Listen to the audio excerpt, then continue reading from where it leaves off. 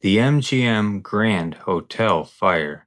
On November 21st, 1980, a fire broke out at the MGM Grand Hotel and Casino in Las Vegas, Nevada, killing 85 and injuring more than 700. The 26-story hotel, which opened in 1973 with over 2,000 rooms, was one of the largest hotels in the world. Despite repeated fire code violation notices, the casino and restaurant areas had no sprinklers.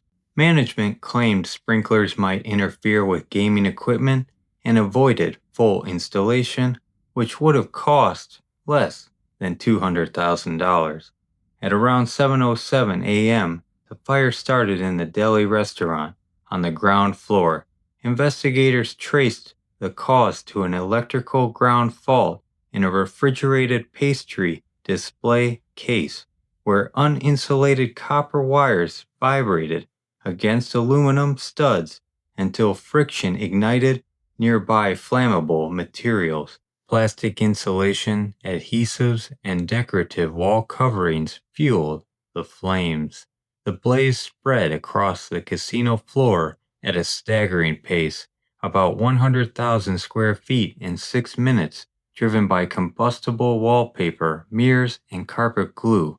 With no sprinklers in place, fire doors left open, and ventilation dampers that failed to shut, toxic smoke and carbon monoxide spread throughout the building.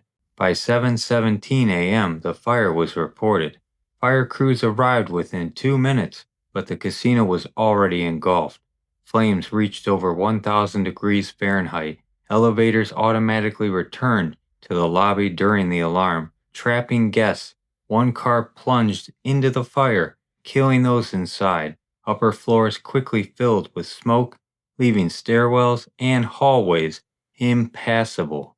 Most victims, about 64 people, died of smoke inhalation on the 20th through 25th floors. In total, 85 lives were lost, 75 in the hotel towers, several in elevators, a few on the casino floor, one outside on the street, and others later in hospitals. Guests tried to escape by breaking windows, tying bed sheets to balconies, crawling through corridors, or jumping from lower floors.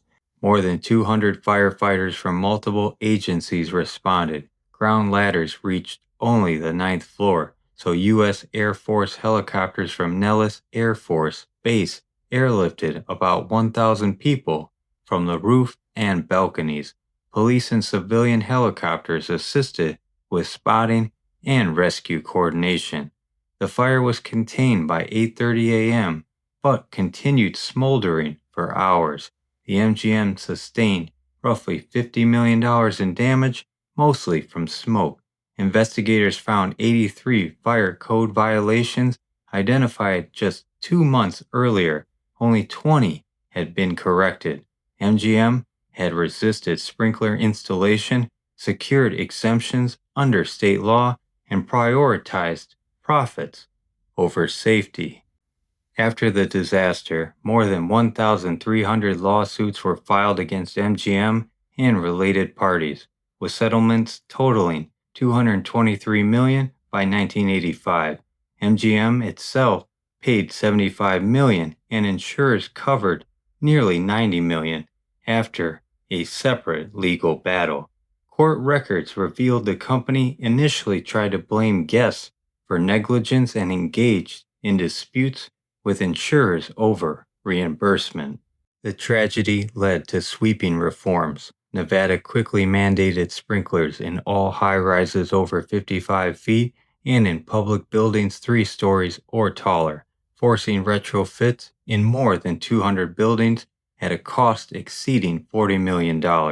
Hotels were also required to install smoke detectors, improved alarms, and exit maps in rooms. National fire codes were updated with the NFPA mandating sprinklers in hotels and casinos across the U.S.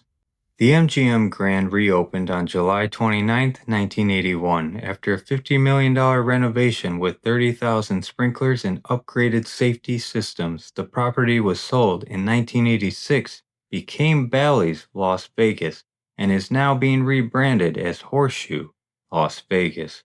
No criminal charges were filed. The fire was ruled accidental, but it exposed systematic issues in Las Vegas's rapid development. Experts agree that if sprinklers had been fully installed, the fire would have been contained to the deli restaurant and almost all lives would have been saved.